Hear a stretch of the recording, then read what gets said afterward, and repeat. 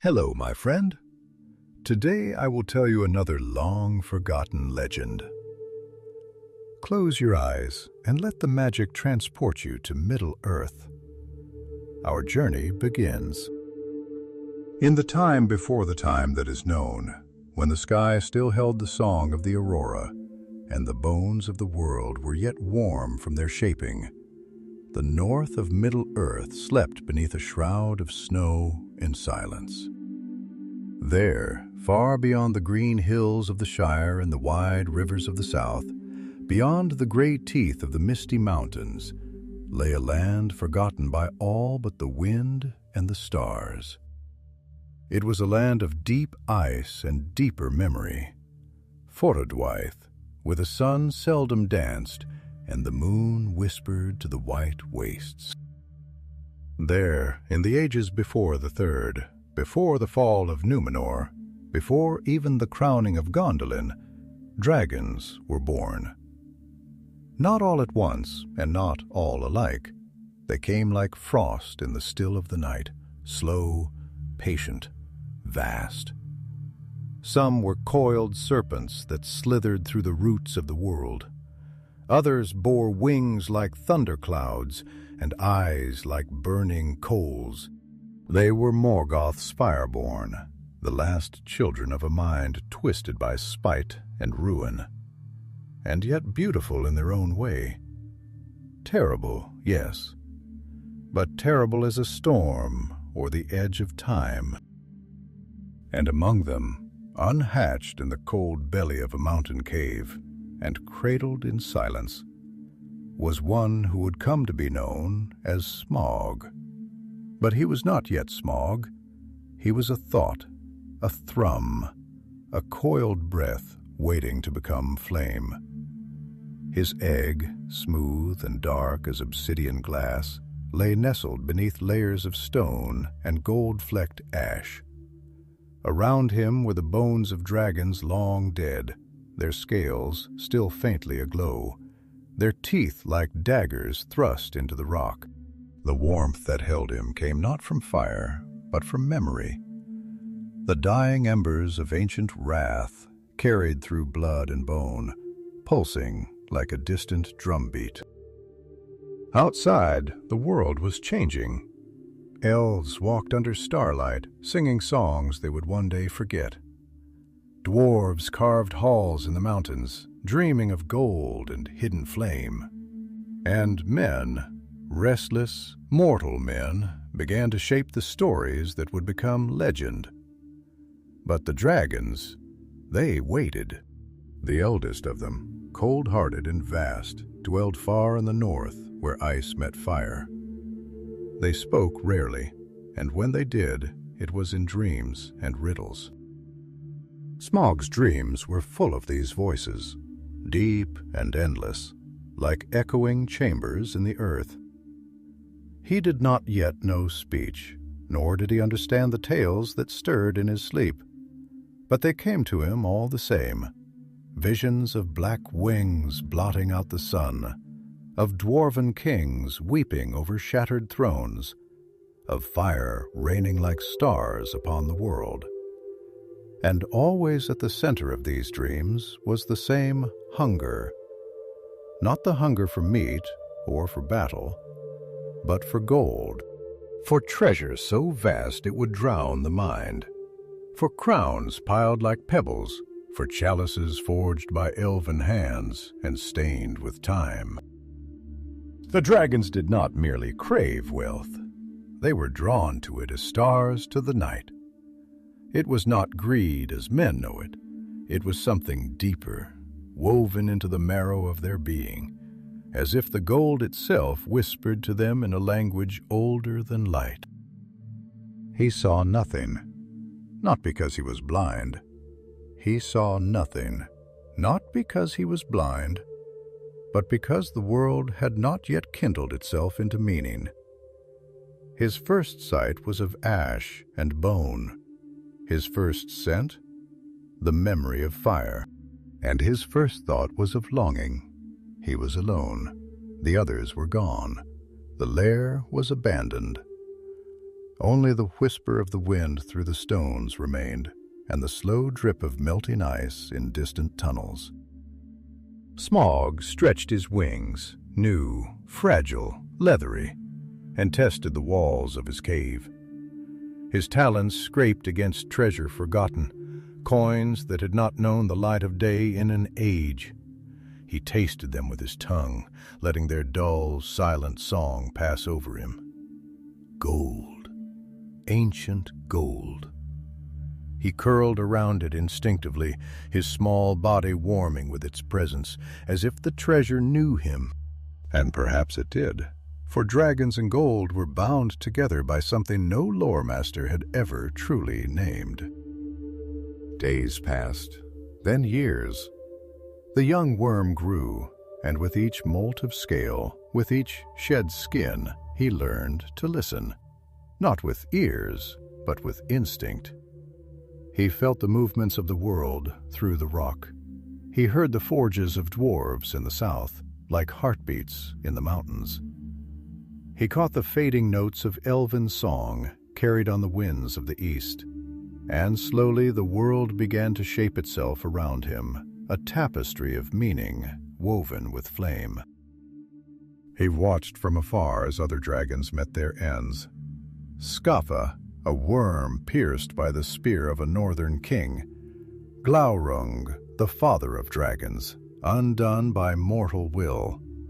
Even mighty Ancalagon, black as night and vast beyond measure, fell from the sky in fire and ruin. One by one, the drakes of the north were hunted, slain, or broken. Smaug did not mourn. He did not rage. He remembered. He listened. And deep in his hoarded heart, he waited not for kin nor for vengeance, but for a mountain and a name. Erebor, the lonely mountain. It came to him in fragments, rumors sifted through stone and ash, tales of a dwarven kingdom rich beyond reckoning, a hall of hammers and hearths, a river of gold beneath stone.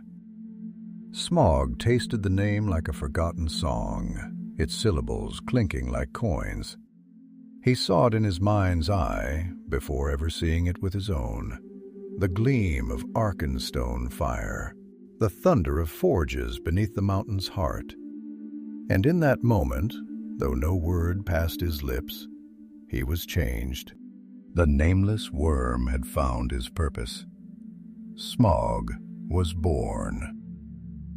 The northern winds, sharp and unrelenting, howled through the jagged teeth of the withered heath, singing in a tongue older than any spoken by elves or men, a music wrought not of melody, but of memory, of bone and frost and ages forgotten. There, where the cold bit deepest and the earth seemed to slumber beneath layers of stone and snow, Smaug stirred. The young dragon, no longer the hatchling swaddled in darkness and solitude, had grown in breadth and thought. His scales had deepened in hue, from the dull bronze of his youth to a gleaming gold-tinged crimson, like flame seen through the eyes of a dream. Each movement of his body sent a soft ripple through the mounds of treasure he now claimed. Relics of fallen halls and shattered hopes, tokens of dwarf kings long turned to dust. Their stories drowned beneath his breath and beneath the weight of time. His lair, hidden beneath the northern cliffs and shrouded in mist, was not one of grandeur in the fashion of Erebor, nor yet carved by artisans with reverent hands. No, it was a place formed by the land itself, a cathedral of ice and basalt, where the silence hummed with ancient patience. Stalactites hung from the cavern's crown like the teeth of a forgotten god, and the floor shimmered with a glaze of frost so pure it reflected Smaug's fiery eyes with a clarity that unsettled even him. And yet it was not the cold that troubled him, for dragons are no strangers to the absence of warmth. It was the emptiness, the absolute echoing emptiness that answered him when he thought aloud. One night, when the stars shimmered faintly above a world blanketed in snow, and the wind sighed like a dying breath through the passes, Smaug opened his jaws, not to roar, but to speak. Not to others, for there were none, but to the silence itself.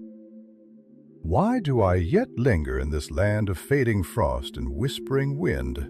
he asked, his voice deep and layered with reverberations that made the very ice shiver. "Am I to remain here as some guardian of a tomb, coiled around the bones of forgotten glories, while the world shifts and grows beyond my knowing?"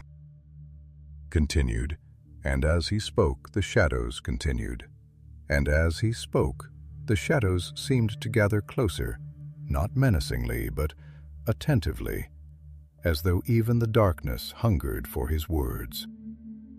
"I have seen in dream the halls of Erebor," he murmured, eyes unfocused, as if peering through the layers of stone in distance. "I have felt the echo of their forges, each hammer blow a heartbeat, each crafted gem a cry of pride. And the gold. The gold sings not in melody, no, but in longing. It calls to me not as prey to predator, but as flame to air. Am I drawn to it for conquest, or because I seek something of myself within its luster?" He paused, his gaze drifting toward the cave mouth, where the snowfall whispered down like ash. "Or perhaps," he added more softly now, "it is not the gold I seek, but the story it tells, of order, of craft, of will, shaped into permanence, and in that permanence, a defiance of decay." The wind carried no reply. But Smaug's words did not vanish. They lingered in the air like smoke that refused to disperse, curling and thickening into something more than sound. And so it was that in the seasons that followed, he began to move, not with haste nor with reckless hunger, but with the deliberate, watchful patience of one who senses destiny not as a sudden gale, but as a slow rising tide. His wings, once unused, now spread to catch the high mountain winds. He flew not straight to Erebor, but across the scars of the north, as though retracing the wounds of his kind. Through the ruined passes of Angmar he passed, where the shadows of ancient wars clung to the stones, and whispered the names of kings who fell in madness. The land there felt wrong even to him, unnatural, as if the world itself had recoiled from what had been done. There were no songs in Angmar, only echoes, and Smaug, though proud, did not linger. He paused once over the skeletal remains of a dragon greater than he, perhaps one of the winged cold drakes of the elder days, whose name even the mountains had forgotten. Its bones were half buried in scree and snow, yet they spoke of a creature vast beyond reckoning. Smaug circled once, then alighted nearby, his claws crunching against the stone as he regarded the remains in silence. There was no threat here, no treasure, no tale etched in gold. Only the brittle, sun-bleached arc of a jawbone large enough to swallow a cart, and the memory of something once terrible and proud. "Were you wise, old one?" Smaug said aloud, his voice gentler now, touched with something like reverence. "Did you seek solitude, or did solitude find you? And did your death come as battle, or did it come slowly, like frost seeping into fire?" He traced the bone with a single claw, not breaking it, only brushing against it. And in that moment a strange stillness overcame him. Not fear. Dragons do not know fear in the way men or elves do, but something heavier, quieter, an echo of the loneliness he rarely let rise to the surface. For who was there to speak to but dust? Who remained, who might understand the weight of eternity that pressed upon him like snow upon a buried city? He stayed there until dusk fell and the sky burned red, then took to wing again. He did not look back. As he approached the southern slopes of the gray mountains, the air warmed and the scent of pine began to replace the sting of snow. Below him the land softened, not with kindness, but with the promise of life. Valleys carved by rivers, hills dappled with trees whose leaves whispered stories in the wind. This was no longer the death land of his birth. This was a world alive, weary perhaps, but unbroken. And in the far-off haze, rising like a titan from the valley floor, he saw it. Erebor, the lonely mountain. Its crown shone with a faint sheen of snow in the golden light of morning. And even from this distance, Smaug felt the hum of its heart. Not the beating of forges, not yet, but the silent, steady breath of a kingdom sleeping beneath stone.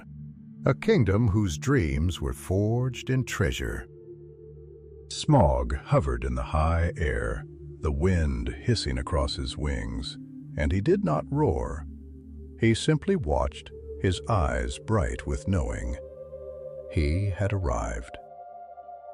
But arrival is not conquest, and conquest, he knew, was not merely the seizing of land or gold, but the mastery of a place's memory, of its will, and of the fears whispered in its deepest chambers. And so he waited, wings folded like cloaks around his terrible form, hidden in the clouds and the silence. The mountain had not yet seen him, but it would. The skies above Erebor were rarely silent, though those who dwelled beneath its crown seldom looked up. Wind coiled through the peaks like a serpent of thought, curling around jagged crags and slipping through narrow ravines with a voice that hummed of distant things. It was a wild song woven from the bones of the mountain and the breath of the heavens. And it was into this elemental music that Smaug descended, gliding not with fury but with the careful reverence of a shadow, seeking its place upon ancient stone. To the dwarves within the lonely mountain, the day had begun as any other.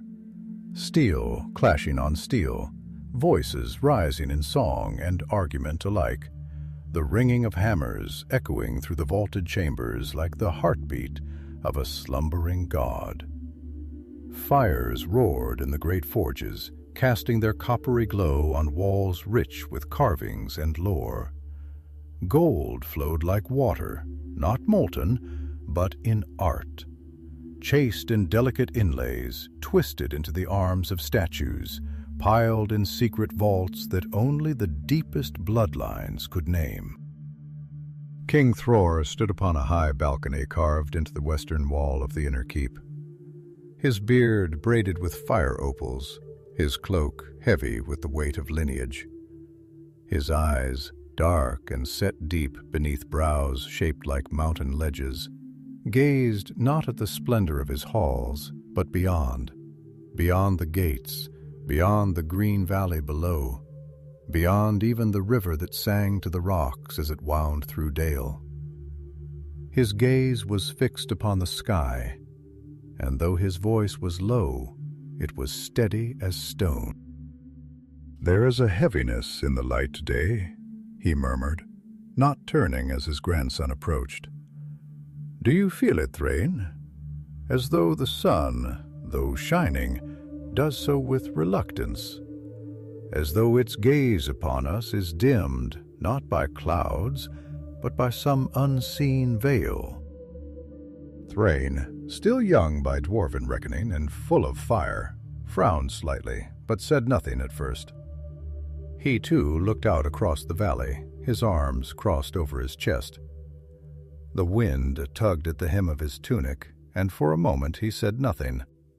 But then he spoke slowly, as though weighing his words like precious stones. "I feel something, but I know not what. The birds have flown lower these past days. The goats near the lower slopes grow restless when the shadows pass. Perhaps a storm brews in the north." Thror nodded, though his eyes did not move. "Yes, a storm, but not of wind and rain. I think this is older, deeper, as though the roots of the mountain shiver, though its face remains unmoved."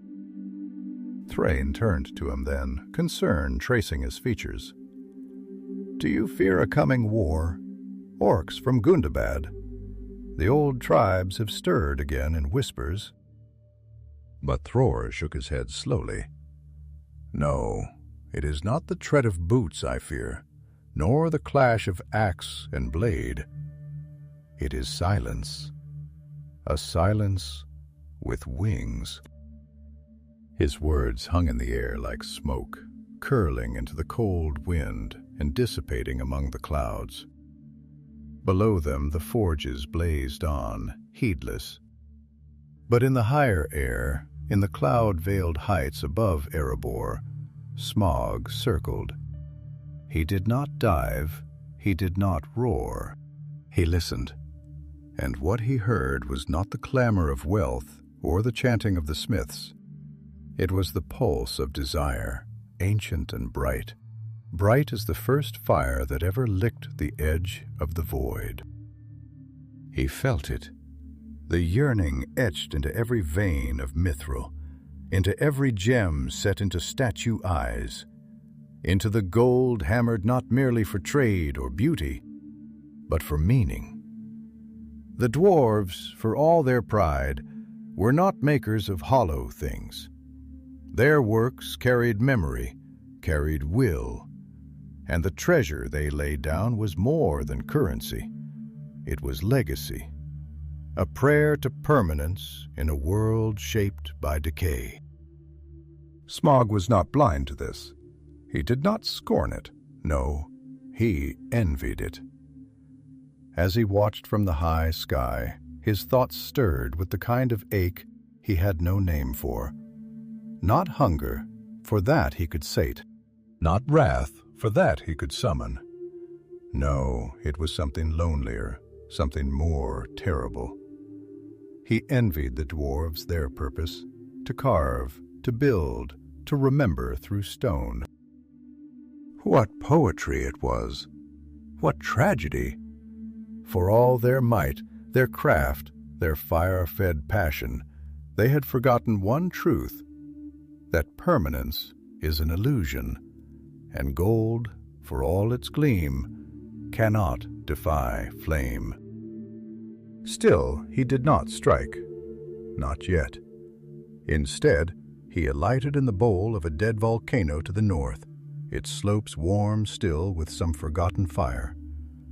There, alone, amid the crumbled black rock and the dust of eruptions long past, he spoke, this time to himself. They dream, these stone-dwellers, of empires set in iron and rune. They sing songs to their sons of battles won and hoards amassed. But they do not sing of silence. They do not dream of what comes when the last forge is dark and the gold lies untouched, not from reverence, but from the absence of hands. They do not think of stillness. He coiled slowly, his body casting long shadows in the light of the dying sun, and for a moment his thoughts turned not to conquest, but to time. Time, that great devourer, that slow and patient thief which even dragons must acknowledge. "Will they remember?" he whispered. "When I am gone, will any voice speak my name save in fear? And if fear fades, will I fade with it? He closed his eyes then, not in weariness, but in something nearer to mourning. Yet even as he rested there, the mountain pulsed in his mind like a beacon. Erebor. The name itself carried the weight of prophecy. The mountain called not just to his greed, but to his grief. For somewhere beneath all the rage and grandeur, Smaug felt the emptiness that the gold might fill.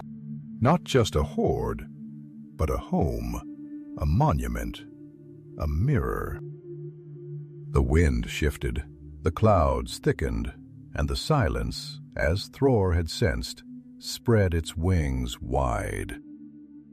The day that Smaug chose to descend was not marked by omen, nor heralded by lightning or storm cloud. There were no ravens that screamed in alarm, no sudden gusts to tear at banners or extinguish torches. Rather, the world held its breath in a quiet, almost tender stillness, as though it, too, was caught in some terrible reverie. The sun hovered behind a veil of gauzy cloud, its light filtered into something pale and pearlescent, casting upon the slopes of Erebor a glow that neither warmed nor warned. The river Selduin flowed smooth and dark, like a ribbon of obsidian stretched across the valley floor, and the wind whispered only to itself as it stirred the golden grasses near Dale. Smaug did not fly as other beasts fly.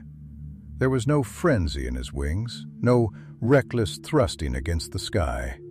Instead, he drifted downward with a measured grace, as though gravity itself had ceased to weigh upon him, and the air parted around him like the hush of a cathedral welcoming its god. His form, vast and glimmering with a deep, burnished light, blotted the sky in silence. And the first to see him, a shepherd tending goats on the far edge of the river valley, did not cry out, but simply stared, mouth agape, as one might gaze upon a myth made flesh. And perhaps that is what he was, not merely a creature, but a judgment, a reckoning cast in gold and fire, sent to remind the world that power, when left too long to sleep, does not die. It dreams. Inside Erebor, deep within its endless labyrinth of stone and steel, King Thror sat in the Hall of Echoes, where the voices of the dead could still be felt among the pillars, and where dwarves came not to celebrate, but to remember. There the air was heavy with the scent of burning oil and iron, and the walls bore murals not of triumphs, but of sorrows, battles lost, kinships sundered, mountains abandoned. It was a place of gravity, of silence, of reverence. Thrain entered with haste, though not with the breathless panic of a frightened child. No, he moved as one burdened by knowledge too heavy to keep to himself, but too sacred to cast down in haste. "Father," he said, his voice low, yet firm, with the tremor of certainty. "Something comes, something vast, and winged, and terrible." Thror did not look at him at first. He simply ran his fingers along the carved arm of his throne, the stone worn smooth by generations of hands. "I know," he said at length. "I have heard it in the bones of the earth. The stones have spoken, though they use no tongues. And the air, do you not feel it? It is too still, too obedient, as if it waits to be broken." Thrain hesitated, then stepped forward, his expression raw with the conflict between fear and duty. "We must act. Send word to Dale. Seal the gates. Ready the forges to become furnaces of war. Whatever it is, be it beast or shadow or both, we must not be taken unawares." Now Thror turned to him, and the sorrow in his eyes was like the weight of a mountain.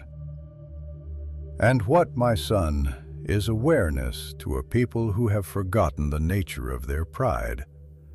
We build and build, stacking stone upon stone, hoard upon hoard, until we no longer remember why we sought these riches to begin with.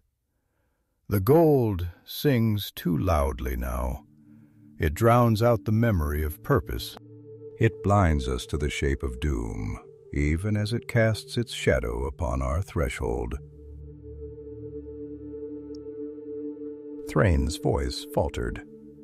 "Do you speak of prophecy?" "I speak of balance," Thror replied, rising slowly, his cloak trailing behind him like the shadow of time itself. "For every mountain that rises too high, there is a valley waiting to drink its stones. For every flame that burns too bright, there is a wind that seeks to smother it. The dragon comes not merely for our gold.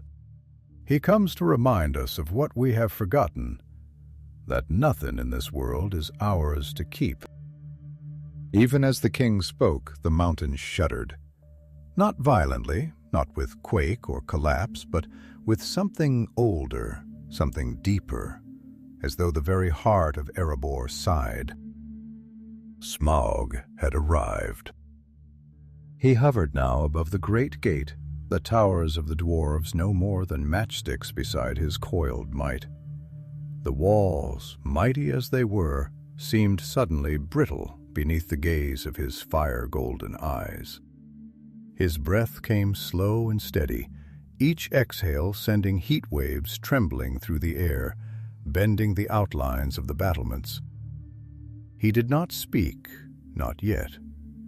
For a creature like Smaug, words were not given freely. They were currency, as precious and dangerous as gold, and must be spent only with purpose. The dwarves did not flee at once. To their credit, many stood. Archers manned the walls, horns blew from the watchtowers, notes of alarm, yes, but also of defiance. There were still those within Erebor who remembered the old songs, who had carved their ancestors' names into stone with bloodied hands. Pride ran deep in their bones, and when Thror gave the command to bar the gates and summon the battle-forged, they did not question.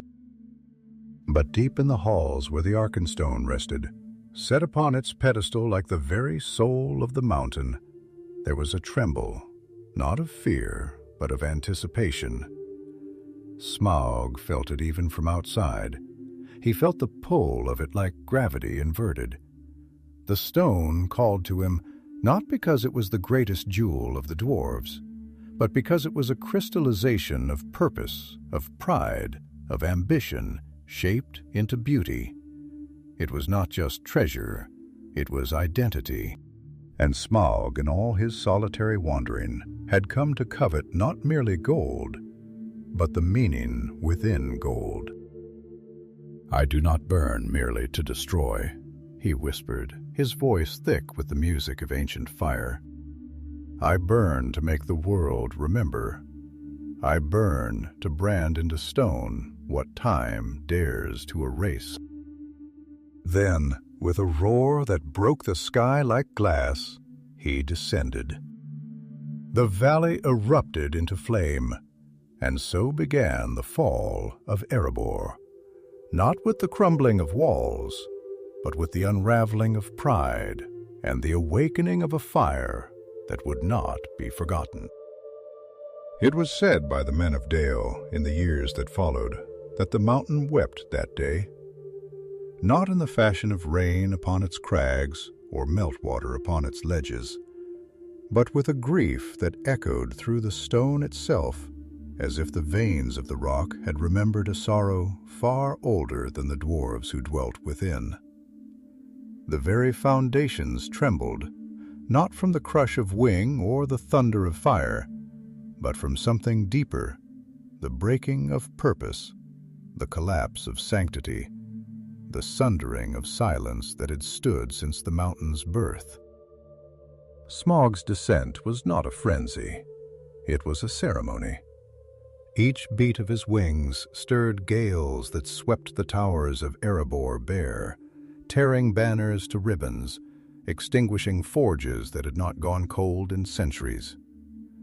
The fire did not come all at once, but in waves, like the tide of some infernal sea, each gust of his breath illuminating the twilight with hues not merely of orange or red, but of something more ancient, more primordial, as though the fire remembered the first day the sun rose and envied its warmth. He struck not only with tooth and claw, but with an awareness that bordered on artistry. The gates fell, not in a single blow, but in a slow, grinding collapse, as molten iron flowed like blood down the stairways, and the stone crumbled beneath its own pride. And as the fire surged inward, curling through passageways carved in reverence and polished by generations of hands, the mountain began to cry. Not in sound, but in the fading of its light, in the cracking of its statues, in the way its air thickened not only with smoke, but with memory turned to ash. Within the depths, Thrain and Thror stood at the edge of the treasury, the Arkenstone behind them, gleaming with a brilliance undimmed by the growing darkness. And it was there, surrounded by treasures wrought with love and anguish and dreams passed down like heirlooms, that father and son spoke, not as kings and heirs, but as dwarves who felt the mountain's soul breaking beneath their feet. "It is not merely a beast," Thrain said at last, his voice thick from smoke. "He is a force, a flame with eyes, a hunger shaped into wings.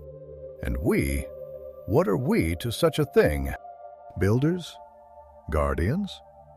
Or fools who believe the earth would not demand its due?" Thror turned to him slowly, and in his eyes was no anger, only the stillness of understanding that comes when pride has fallen away like bark from a dead tree. "All things that rise too high," he said quietly, "must give way to weight. We carved our names into these stones, thinking they would last forever. But stone forgets, Thrain. Even it forgets in time. And now fire comes to write its own name in the dust." There was silence then, broken only by the rumble of distant collapse and the shimmering note of the Arkenstone, which seemed to hum like a single, mournful bell. And in that silence, a thought passed between them, unspoken but understood, that what was being lost was not merely gold, nor kingdom, nor crown, but the dream of permanence. Outside, Smaug coiled through the corridors, his tail sweeping through vaults and galleries, his wings brushing the carved ceilings where murals of Durin's line now melted into formless shadow. He did not roar with triumph. He did not laugh with cruelty. Instead, he moved with a slowness born of awe, his great head weaving through piles of treasure, as if he feared to disturb the stories that slept beneath each coin. "So much," he murmured, more to himself than to any listener, for no dwarf now stood to answer him. "So much longing forged into shape. So many hopes gilded and polished and placed like prayers beneath the weight of stone. Did they think it would protect them? That gold, by its shine alone, could guard against time?" His voice, when it came, rolled through the halls like thunder through a canyon, deep and unrelenting, reverberating through each chamber and passage until the very air seemed to bend around it. "I do not come to steal," he said aloud, his breath sending sparks dancing across the heaps of treasure. "I come to become. This mountain will not remember your names, little kings, but it will remember mine." And with that, he sank his limbs into the heart of the hoard, curling his great body around the Arkenstone's pedestal like a serpent coiled around the center of the world. Gold clung to his scales like a second skin, and gems caught in the ridges of his armor glittered like stars trapped in the hide of night. He did not lie still, but he did not move. He simply breathed, and in each breath the fire dimmed a little, until only its memory remained. In Dale, the sky glowed with unnatural color, and the people fled with what little they could carry. Mothers clutching children, smiths carrying heirloom blades, old men stumbling beneath the weight of scrolls they could not bear to leave. There was no time for resistance, no time for reason.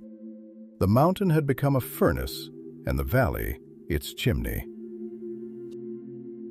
And yet, amid the fleeing crowd, a single voice rose. A young boy, his hand in his father's, looking back at the mountain with tears burning on his cheeks. "Why?" he whispered. "Why did the dragon come?" His father did not answer at once.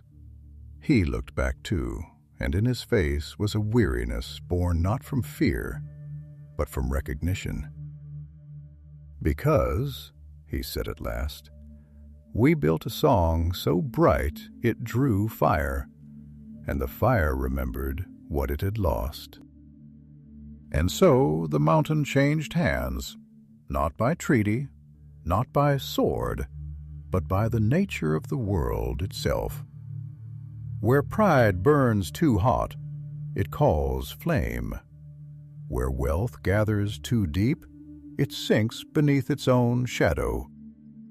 And the dragon named Smaug slept at last, not in peace, but in possession, his breath rising like smoke from a forge that would never cool, and the gold beneath him pulsing with the weight of all that had been forgotten.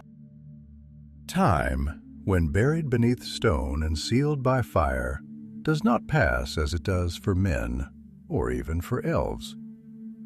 Within the belly of the mountain, it settles like dust, imperceptibly, invisibly, until years are smothered beneath gold, and decades vanish between one breath and the next. In the hollows of Erebor, where silence had once meant reverence and now signified dominion, Smaug slept. But his sleep was not the sleep of beasts, nor of the innocent. It was the slumber of thought, of slow digestion, not of food, for he needed none, but of memory. As the fire within him cooled to a simmering glow, and the hoard became not merely a bed, but an extension of his flesh, his dreams stretched longer, their edges less defined, and within them he saw not the world as it was, but as it remembered itself. He dreamt of the first flames, the ones that flickered in the darkness before the stars, when fire was a secret thing and had not yet learned to hunger. He dreamt of Glaurung, who spoke lies like poets and poisoned the world with knowing. He dreamt of Ancalagon, whose wings darkened the sky as if they had come to carry away the sun. And within those dreams he felt a strange kinship, not in friendship or fondness, for dragons do not love as mortals do, but in legacy, in the shared taste of wrath buried deep within the marrow. Yet even in his dreams, something tugged at the edge of his contentment, a question subtle and sharp like a thorn hidden beneath a blossom. What now? For though he possessed the treasure, though he lay enthroned upon a wealth that surpassed kings and kingdoms, Smaug was no fool. He understood in the slow-burning reaches of his mind that the mountain, for all its silence, was not an end. It was a moment, a pause, a breath between fates. and he, like all things that burn too brightly, could not last forever. But how, he wondered, does one like him meet eternity? One evening, though the concept of evening held no meaning in the lightless vastness of his lair, he stirred.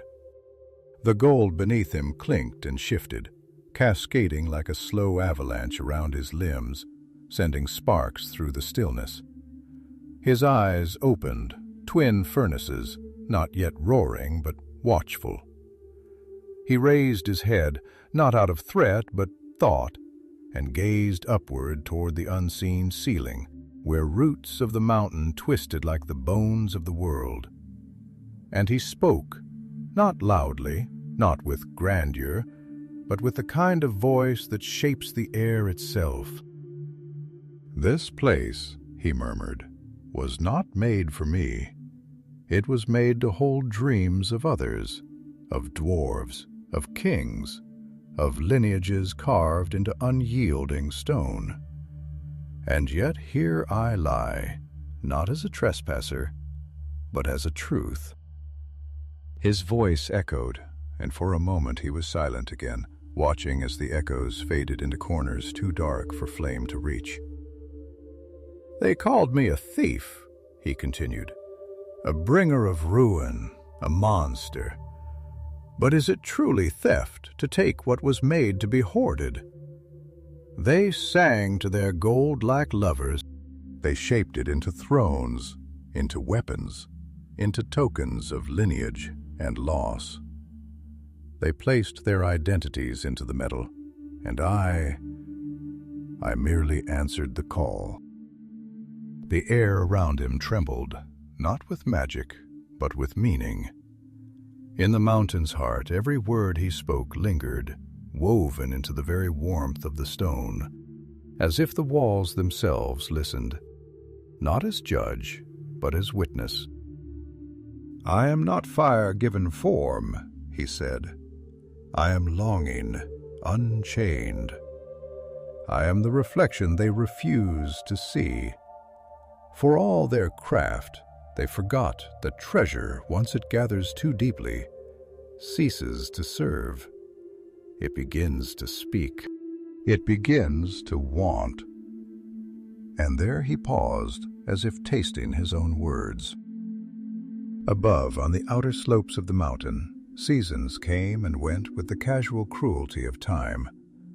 The remains of Dale, now little more than ivy-wrapped stone and collapsed timber, stood as a scar on the land, a memory not erased but abandoned. And yet life returned, as it always did, in cautious roots and weary wings. It was during one such spring, though few dared call it by that name, that a figure stood upon a hillock some leagues from the gate of Erebor. A man no longer young, but not yet bowed by age, his cloak heavy with the dust of travel, and his eyes fixed not on the ruined city, but on the mountain beyond. Beside him stood a boy, tall for his age, with a bow across his back and a question on his tongue. "Father," the boy said quietly, "what lies within the mountain now?" The man was long in replying. His eyes, dark and thoughtful, were shaded not by fear, but by the kind of sorrow that only survivors carry, the sorrow of remembering what others forget. "A dragon," he said at last, "and more than a dragon. A shadow of our own making, a story that refused to end." The boy frowned. "But why does he not leave? If he has the treasure, what does he wait for?" The man looked to him, and the wind moved through the long grasses like the breath of time itself, rustling the stalks as if they too awaited an answer. "He waits," the man said, "because what he holds is not enough. Gold can be possessed, but meaning must be made. And he does not yet know how." And somewhere deep in the bones of Erebor, Smaug stirred once more, his tail curling tighter around the Arkenstone, which still glowed with a light not of gold, but of memory. And in that moment, though no voice rose and no horn sounded, he felt it again, that faint, unrelenting thorn in the heart of his purpose. What now? The fire within him did not answer, but it listened.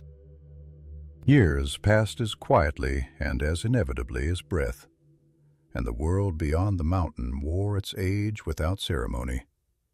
Forests that had once stretched in mourning toward the smoldering horizon began to regrow in cautious silence, their roots winding through the bones of forgotten roads, their canopies rising like the hands of supplicants toward the sun that dared once again to shine over the valley of ruin.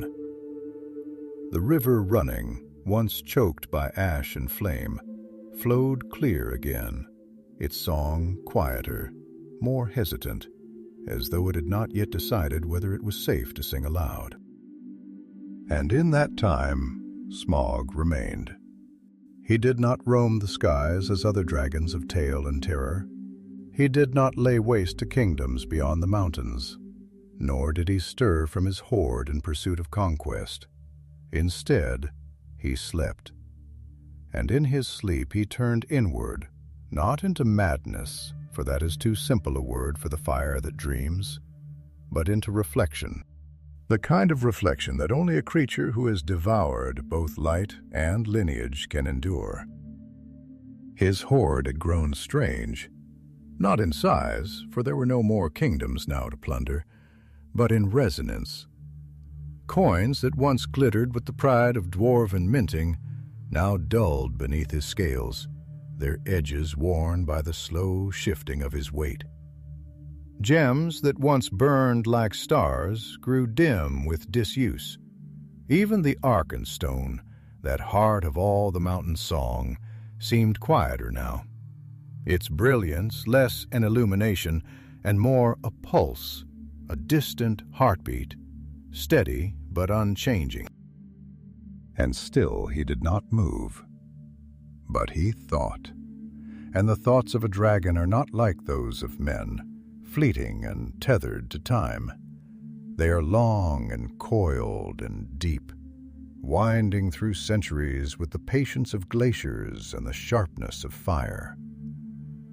In one such moment of wakeful stillness, his voice rose again, not in rage, but in the careful cadence of inquiry. "Is this what it is?" he said softly. "To possess everything, and yet be possessed by it in turn." His breath warmed the chamber, stirring dust motes into slow spirals that caught the gleam of scattered treasure like fireflies imprisoned in a jar. He looked not at the gold, but at the walls, at the carvings that still lingered there, half-melted images of kings and kinships, of battles etched in stone so that they might never be forgotten. But time, aided by fire, had blurred their faces, softened the sharp lines into ghostly impressions. "There was meaning in this," Smaug continued, speaking more to the dark than to himself. "Not in the gold, nor the gems, nor even the throne, but in the making, in the act of shaping one's will into the world. They forged not for gain alone, but to remember, to create something beyond the self. And I—" He trailed off, not because the thought faltered, but because it struck too close to that thorn which still nestled in the hidden place between his mind and his heart. "What have I shaped?" he asked at last. And the silence that followed was not empty, but expectant. Outside, the mountain loomed against a sky painted in dusk tones, streaked with the violet breath of twilight. The wind moved slowly along its flanks, weaving through gorges and ravines with the weary grace of a ghost, retracing its old paths. Trees grew in patches along the lower slopes, their trunks bent by old fire, but still living, their leaves fluttering like reluctant hope. Birds had returned, though they kept to the edges, singing in uncertain voices, wary of echoes that still trembled beneath the stone.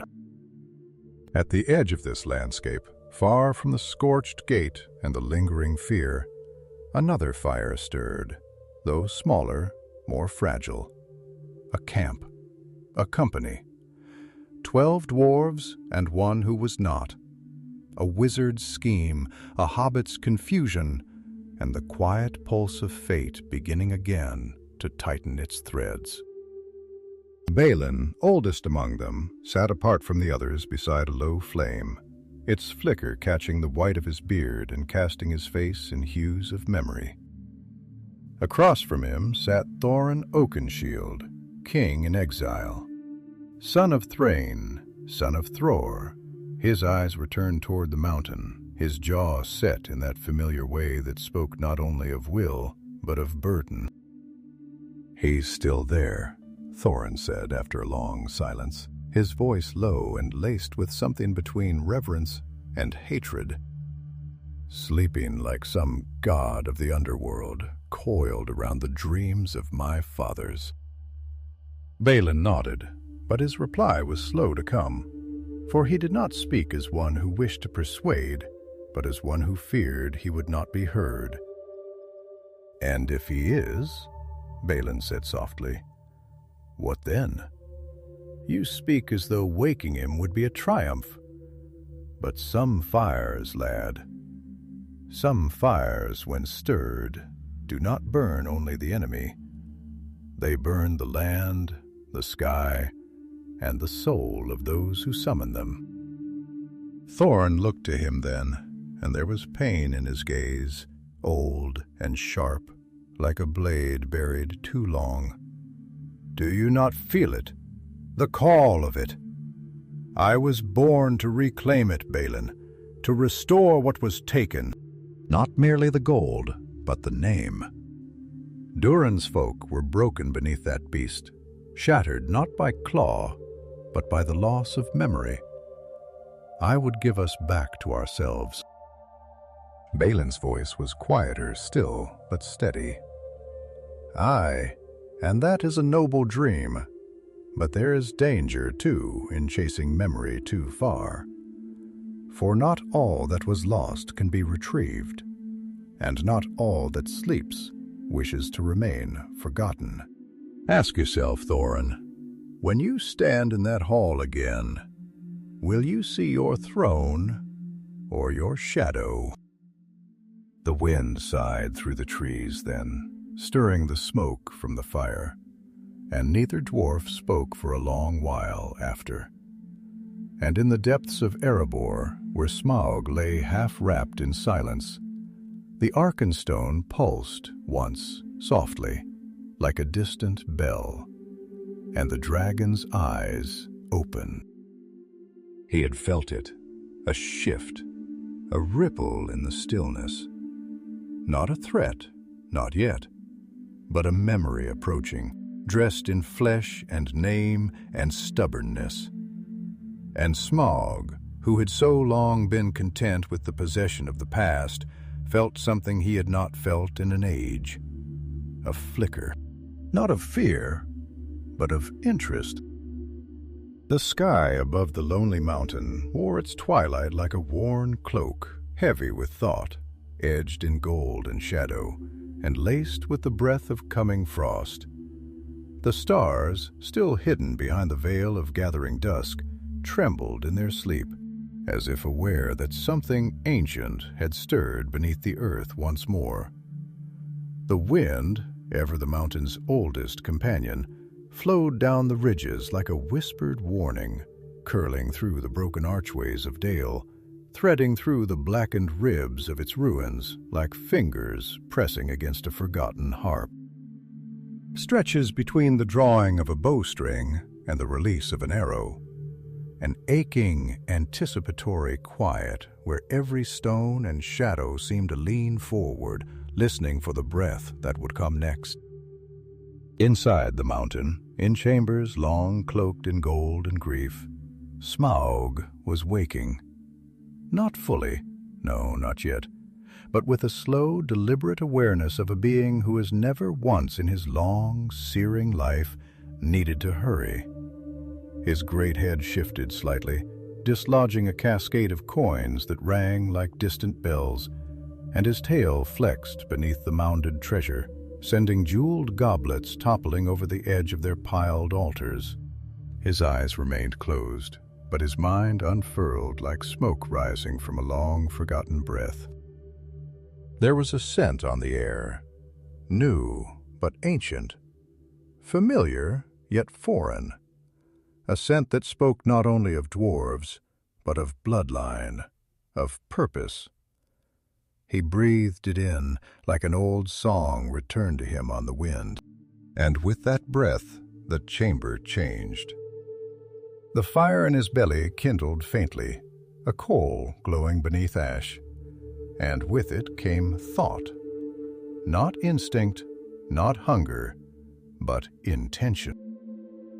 "They have returned," he murmured, his voice like thunder folded into velvet, deep and echoing, yet strangely quiet, as though he spoke not to the gold, nor the mountain, nor even himself, but to the idea of fate itself. Fools, heirs of ruin, bringers of memory into the lair of fire. And still he did not move. Above him, the corridors of Erebor lay in ruinous stillness, their grandeur scarred by heat and time. Pillars cracked and blackened, archways softened into surreal curves where flame had kissed them without mercy. Yet beauty remained, haunting and solemn. The carvings had not vanished. The runes, though charred, still lingered like voices half swallowed by the dark. A viewer with eyes not only for wealth, but for history, might have felt them speak of ancient lineages, of the forging of names, of sorrow buried beneath stone. It was into this place that Bilbo Baggins crept. He came not as a warrior, nor a thief in the truest sense, but as something far rarer, a quiet soul in search of understanding, though he did not yet know that this was his purpose. The hobbit moved slowly, cautiously, each step a careful negotiation between fear and fascination. The flickering light of the lamp he carried cast long shadows upon the walls, and they seemed to dance not merely with movement, but with intent, like old ghosts waking to watch this small, strange interloper. He reached the edge of the treasure hoard, and the sight of it took his breath in a long, reverent hush. It was not simply the gold, though there was more than his wildest imaginings could have conceived, but the sheer presence of it. The hoard did not glimmer, it loomed.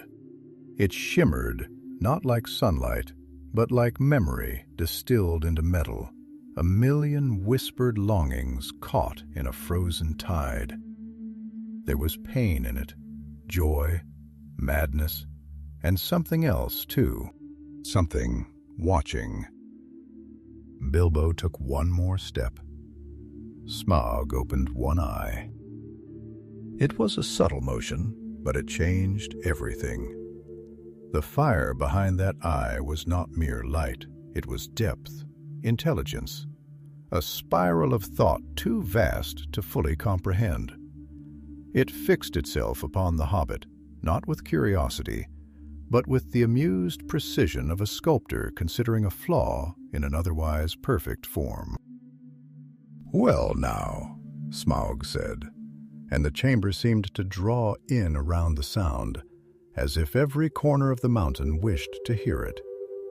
"A thief, and yet no blade drawn, no song sung, no greed in your step, though you are surrounded by it." Bilbo did not run. He froze, And in that moment of stillness, countless thoughts coursed through him. Of home, of gardens, of the warmth of his hearth, and the weight of unfamiliar courage. But above all, one idea shone clearer than the rest. He was seen. Not merely observed, but perceived, as if every inch of his soul lay open before that ancient, terrible gaze. "I did not come to steal," Bilbo said, and though his voice trembled, it did not break. "At least, not in the way you mean. I came because there are those who still believe this place belongs to them, that it can be reclaimed, that what was lost can be rebuilt." Smaug shifted, a ripple passing through his form like an earthquake sleeping beneath silk. He lifted his head, not quickly, but with the measured grace of a god rising from thought, and he regarded Bilbo with a smile that was not cruel but profound. "Rebuilt," he echoed. "Yes, that is the dream of mortals, is it not? To mend what is shattered, to gather the ashes of memory and shape them into something that denies time. But tell me, halfling, what does it mean to rebuild when the roots of ruin lie not in the stones, but in the hearts that carved them?" Bilbo swallowed, his throat dry as dust. "I don't know. I'm not sure anyone does. But we try because we must. Because not trying is worse than failing." A long silence followed. Smaug's breath warmed the air, stirring the dust. His gaze, unblinking, softened only slightly, but it did. And when he spoke again, it was not with thunder, but with something darker, something closer to weariness. "You speak like a gardener," he said at last. "One who tends the soil, knowing the frost will return. I wonder, do you think this mountain can bloom again?" Bilbo lowered his eyes, not in defeat, but in thought. "I think," he said slowly, "that even ash feeds the earth, if given time." And somewhere deep within the hoard, the Arkenstone glimmered just once, faintly, like the last heartbeat of a dying star. And the dragon, for the first time in centuries, did not laugh. The cavern beneath the lonely mountain had grown quiet once more, but not with the simple hush of sleep or the sullen silence of fear. It was a deeper quiet, layered, listening, thick with the weight of all that had been said and all that still lay unspoken. The golden air trembled faintly, stirred not by movement but by thought, by the slow tectonic shift of something vast beginning to question the shape of its own reflection. Smaug's gaze lingered on the small figure before him, a hobbit alone beneath the mountain ceiling, dwarfed not only by the hoard that gleamed around him like a second sun, but by the enormity of what he had dared to do. For though Bilbo carried no sword aloft, nor wore armor upon his chest, he had walked willingly into the heart of fire and faced a creature whose breath could remake the world. And in that act, quiet, humble, and without song, there was a kind of defiance more profound than any blade. "You are not like the others," Smaug said at last, and his voice was softer now, almost contemplative, like a distant storm remembering its thunder. "You come not seeking to conquer, nor to claim. You are a question, not a command. That is unsettling." Bilbo's fingers twitched, not from fear, but from restraint. There were so many things he might have said in that moment, excuses, reassurances, even pleas. But instead, he looked up, truly looked into the eyes of the dragon. And what he saw there was not the fire of madness, but the slow burn of memory. And in that flame, he saw a flicker of something terribly human: loneliness. "I did not mean to unsettle you," Bilbo replied, and his voice, though small, rang clearly through the hall like a plucked harp string. "But maybe you needed to be unsettled. Maybe we all do. We hold too tightly to the idea of what we were, to what we lost. And we forget that even loss is part of growing. That even ruin, left long enough in silence, can become soil." Smaug tilted his head slightly, and for the first time a deep breath stirred the coals of his heart.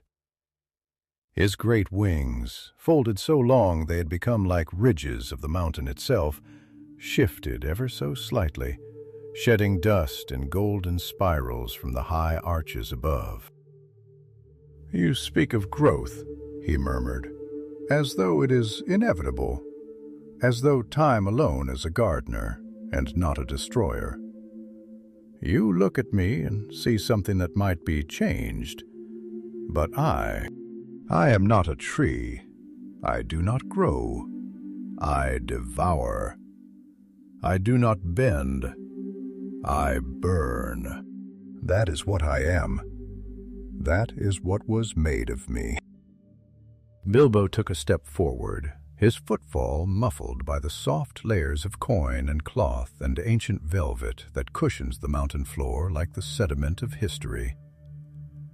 "Maybe that's what you were," he said gently. "But nothing stays only what it was.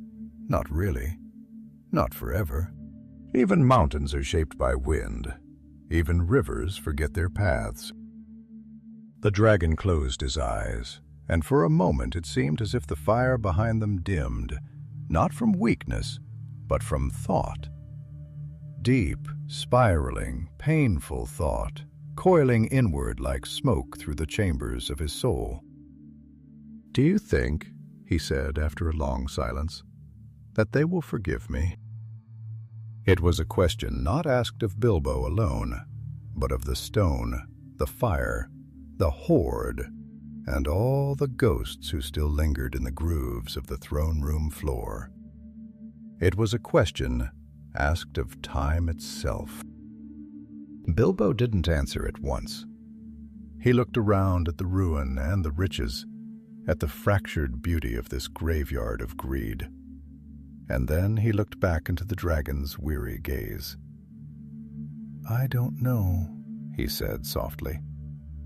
"Forgiveness isn't always something that's given. Sometimes it's something we learn to give to ourselves."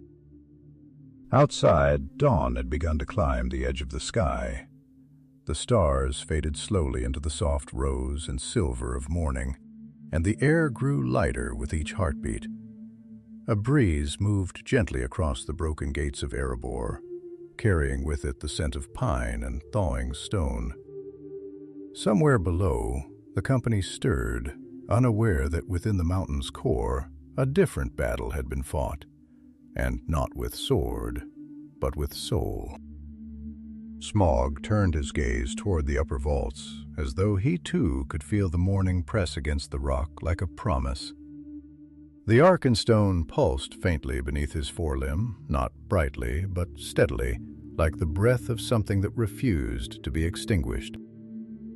"I have burned many things," the dragon said at last, and his voice no longer trembled with rage or pride, but with something quieter, sadder. "But I never knew what it meant to warm." And with that, he settled back upon the gold. Not to guard, but to rest. Not to wait for vengeance, but to dream. Bilbo stepped back, his lantern still glowing faintly in his hand, and as he turned to leave, he felt not relief, nor triumph, but something far more difficult to name. sorrow mixed with reverence, fear tempered by understanding. He had seen the dragon. But more than that, he had heard him. The tunnel closed behind him, and the mountain grew still once more. And though history would tell of the fire, of the fall, of the arrow and the black sky day when Smaug at last took flight, and flame once more kissed the world, those who truly understood would speak quietly, and only when the wind was right. Of the night the dragon asked a question. Of the night the fire for a moment flickered without rage. Of the moment the gold did not glint, but listened. And deep beneath stone and story, where silence holds the final word, the dragon slept, not as a tyrant upon a throne, but as a soul wrapped in memory, surrounded by the echo of dreams not yet born.